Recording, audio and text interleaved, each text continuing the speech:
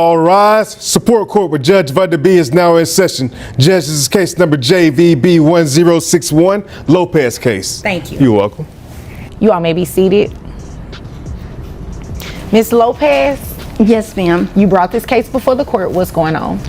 Judge, I have a really great daughter. However, we have a kind of a bad situation.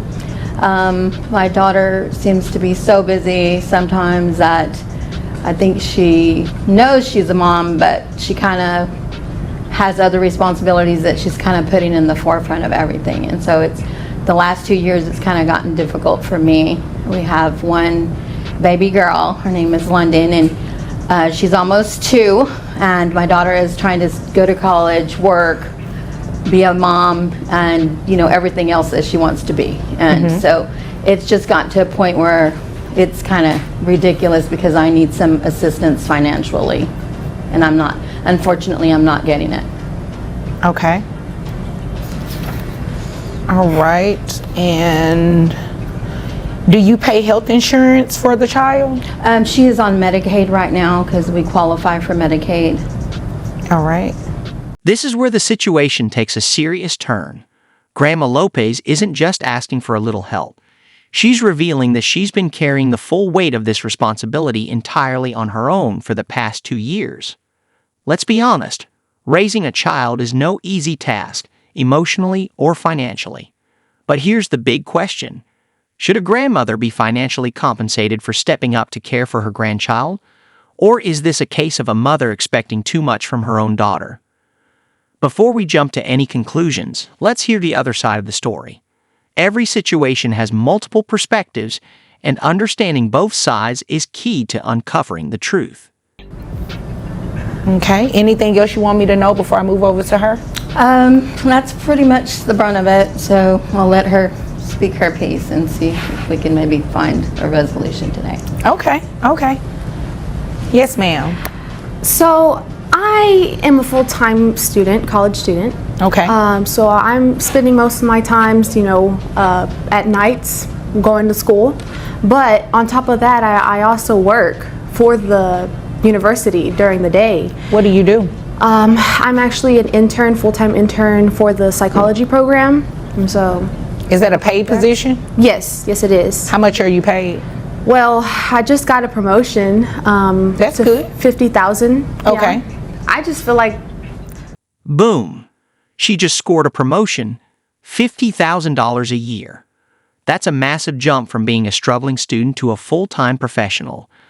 But here's the real question. Now that she's earning a steady income, shouldn't she start contributing financially to her child's care? Or does she have a valid argument? Should she focus on building her future now so she can provide more later? Well, the judge isn't buying her excuses, and honestly, I'm not sure the audience will either. What's your take? Should she be stepping up and paying now, or is it fair for her to save for the future? Drop your thoughts in the comments below. Let's hear what you think. I go to school at night, so I don't come home. Congratulations. We all work all day. Yeah, I don't get home until like midnight, and I mean, I don't really see why it's a problem that my mother, the grandmother of my child, has to.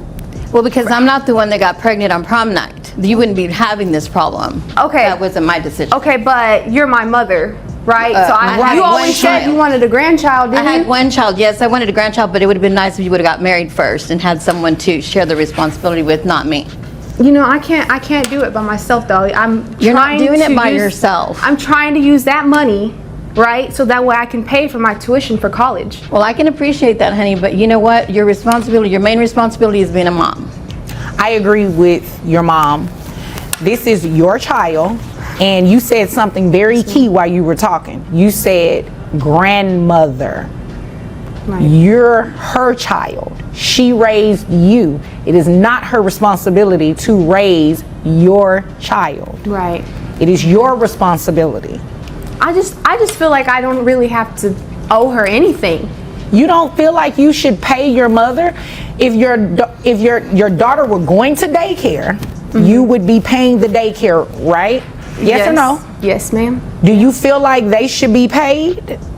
Yes. They're taking care of your child, looking after your child, changing diapers, feedings. They should be paid, right? Right. Your mother is doing everything I just named, correct? Yes. So it logically follows that she should be paid too, right? Yeah. So what's your issue? The judge just dropped the ultimate logic bomb. If you paid a daycare to care for your child, why wouldn't you pay your mother?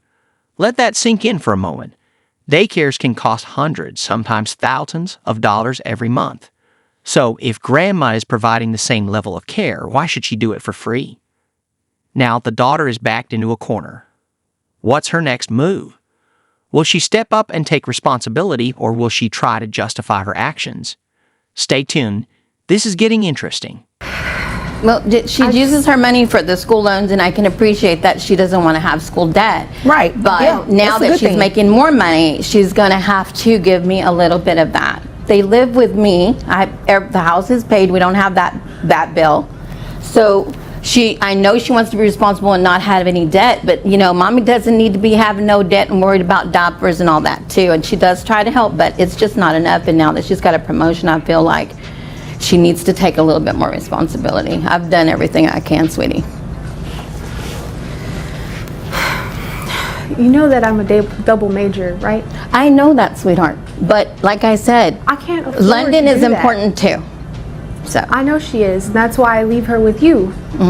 well, just like I did a take care good of job her. with raising I you. leave her with you, and you leave your child with your mother and do not believe that your mother should receive some sort of financial assistance. I feel like I give something back by being in school. Once I do get that education, What are you that giving degree, back by being in school? I'm giving her. What are your plans after school?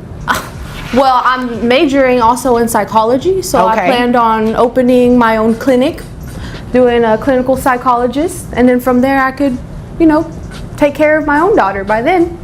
And just right now, I need And some move out? assistance. Yeah, move out. And your mom still takes care of the baby? No, I could take care of the baby by then. I just need a little bit of help. You and can take care assistance. of the baby by yourself now. Thank you, Judge. Let's break this down. She gets home at midnight, long after the baby is already asleep. She tucks her in, and that's pretty much the only interaction they have. Now, let's be honest. Can you really call yourself the primary caregiver when someone else is doing all the heavy lifting? The judge isn't buying the excuses, and this ruling is about to get serious. Stay tuned. This is where things really heat up. So I'm still not hearing what your issue is. My issue is just, Because she's your mom, you don't believe you need to pay her something. that's what I thought. Because if you think about it, you really don't live there. You just going to sleep. Mom is taking care of the baby. You'd agree with me, right? If you're Yeah. coming in at midnight, the baby is with your mom all day. You're literally coming to the house, not seeing the baby, because if it's at midnight, the baby is asleep, I'm assuming. Right. And you're going right back out I to go took to her school in. and work. I tuck her in.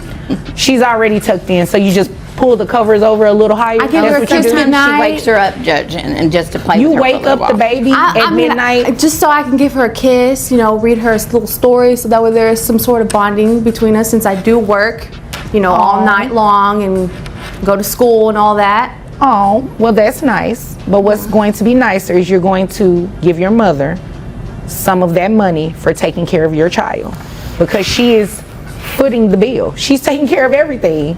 And if you think about it, technically you're not even living with her. You're only staying there at night for a couple of hours. And the baby is with your mom. And I'm assuming this happens on the weekends too? No, on the weekends she does stay home, and she does help. And like I said, she does like that. She's not like that girl that goes clubbing and stuff. She does take that responsibility serious. Yes. It's just her job and school, and now she's going to work full time. Now she's going to be working more with the promotion. Right, 'cause I got that promotion. That kind of leaves us with a little extra money and no time, because we hardly had any time now. I can't even imagine what it's going to be like now that she's gone. And there it is, child support ordered, $83 a month. Sure, it's a financial hit, but let's be real, it's probably long overdue. The judge isn't just ruling about money, she's sending a clear message. If you bring a child into this world, you step up and take responsibility. no matter how busy life gets. Harsh. Maybe. Fair? Absolutely. What do you think? Did the judge make the right call? Drop your thoughts in the comments below. Let's hear your take. Okay, this is what we're going to do. We're going to start your child support so you can at least give mom some sort of assistance. Now, at the time that you move out of the house and you have the child on your own 100%, mom is not babysitting. Mom is not, well, not even babysitting.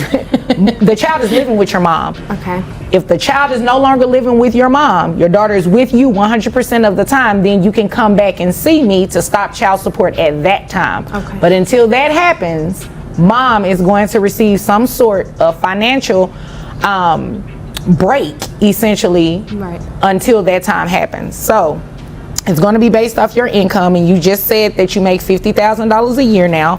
So at $50,000 a year, that brings your gross to $4,167. Your net is $3,516.78. There is a reimbursement to Medicaid. Now, you are working full time. You have access to health insurance now? Yes. Yeah. Do you know how much it'll cost? I actually don't know. I don't know. Okay, this is what we're going to do, because Medicaid reimbursement is about $375. That's based on 9% of your gross. Okay. I'm pretty sure your health insurance is cheaper than that for your daughter only. So what I'll do is order you to be responsible for that health insurance and give you a credit of $100 towards the health insurance, okay? Okay. So that'll make your monthly child support obligation $803 to your mother. Sorry, baby. You gotta learn. Okay. Any questions? No? No questions? Thank you, Judge. You're welcome. If there's nothing further, you all are dismissed. And that's the final verdict. Grandma wins. Child support is ordered, and the young mom is now legally responsible for contributing to her child's upbringing. But let's talk about the bigger picture here.